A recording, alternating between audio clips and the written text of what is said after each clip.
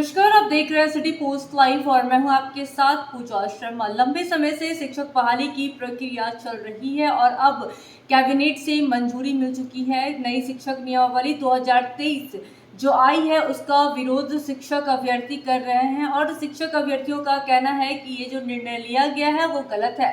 हम परीक्षा दे चुके हैं तो फिर हम परीक्षा क्यों दे, इसका विरोध करते हुए भी नजर आए हैं शिक्षक अभ्यर्थी, जिसको लेकर आज शिक्षा मंत्री प्रोफेसर चंद्रशेखर का बड़ा बयान सामने आया है और साफ तौर पे उन्होंने ऐलान कर दिया है कि सभी जिलों से रिक्तियां मंगाई जा रही है। विज्ञापन निकालकर बड़े पैमाने पर अब शिक्षक बहाली की जाएगी।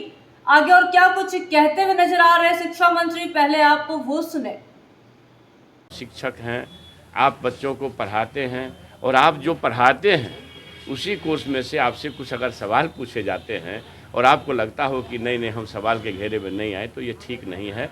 आप अगर राज्यकर्मी का दर्जा चाहते हैं तो एक कदम आगे बढ़ने के लिए थोड़ी मेहनत करिए। ऐसा नहीं है कि आप बीडीओ साहब हैं, सीओ साहब हैं या किरानी साहब हैं या बाबू लोग हैं कि भाई आपको पढ़ाई से रिश्ता छूट गया। आप तो लगातार पढ़ाई के संपर्क में हैं। शिक्षक तो पढ़ाई के संपर्क में रहते हैं।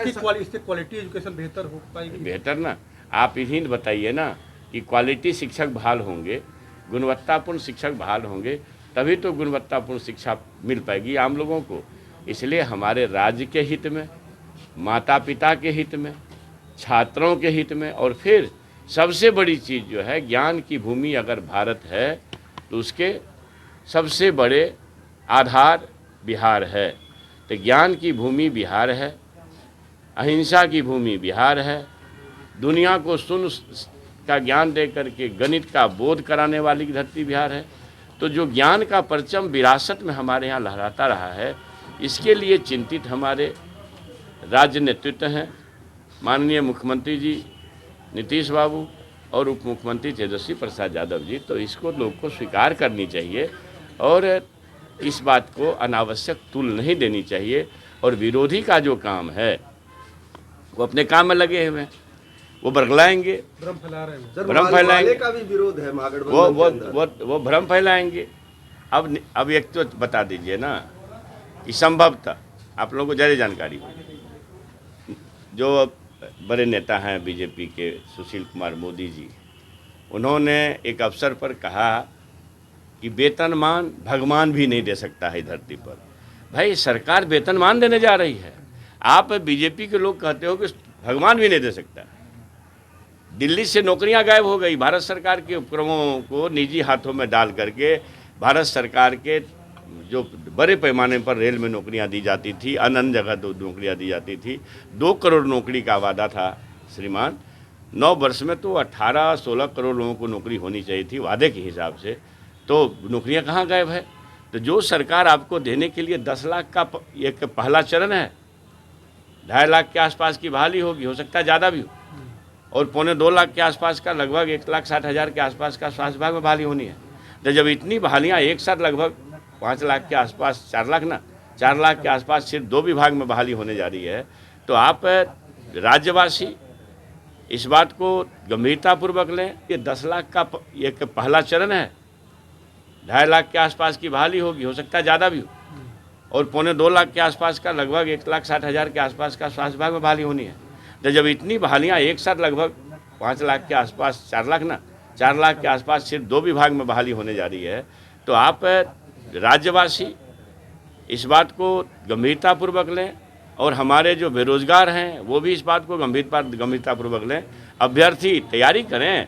अब तो हमको लगता है कि शायद हर जगह से रिक्ति आ गई होगी, अब तक आ गई होगी संभवतः। हम आज ने एक ब्रीफ लिया है, आज ब्रीफ नहीं लिया है विभाग का, लेकिन जैसे ही रिक्ति आएगी विज्ञापन होगा। और खुद हमारे राज्य के मुखिया बिहार विकास के शिल्पकार इसके लिए चिंतित है, उसको खुद वो मॉनिटर कर रहे हैं।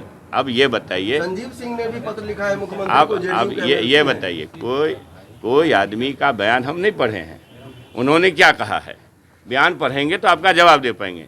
लेकिन कोई भी जो बिहार की चिंता करेगा, वो आदमी जहाँ देख रहा है लाखों लोगों की बहाली होनी है, तो कौन यहाँ नहीं चाहेगा कि गुणवत्तापूर्ण शिक्षा के लिए गुणवत्तापूर्ण शिक्षक बहाल हो? अगर ऐसा वो नहीं चाहते हैं तो ये चिंताजनक बात है, ये ठीक नहीं। सुना आपने शिक्षा मंत्री प्रोफेसर चंद्रशेखर का क्या कुछ कहना था। साफ तौर पे वो कहते हुए दिखे हैं कि सभी जिलों से रिक्तियां मंगाई जा रही है। अब जल्द ही विज्ञापन निकालकर बड़े पैमाने पर शिक्षकों की बहाली की जाएगी। ये जो निर्णय लिया गया है परीक्षा देने का, ये बहुत ही सही निर्णय लिया गया है। शिक्षक अभ्यर्थियों को क्या दिक्कत आ रही है एक बार और परीक्षा दे देने में। हम चाहते हैं कि बिहार में गुणवत्तापूर्ण शिक्षा लाएं ताकि गरीब के बच्चों को अच्छी शिक्षा दे सके, क्योंकि बहुत ऐसे शिक्षक हैं जो स्कूल में क्या पढ़ाते हैं ये उन्हें भी नहीं पता होता है। इसी के साथ साथ बिजली पर भी निशाना साधते हुए नजर आ रहे थे शिक्षा मंत्री, और साफ तौर पे कहते हुए नजर आ रहे थे कि कुछ विरोधी दल है जो शिक्षक अभ्यर्थियों को बढ़ावा दे रहा है, आंदोलनकारी को बढ़ावा दे रहा है और गलत सलत बयानबाजी कर रहे हैं।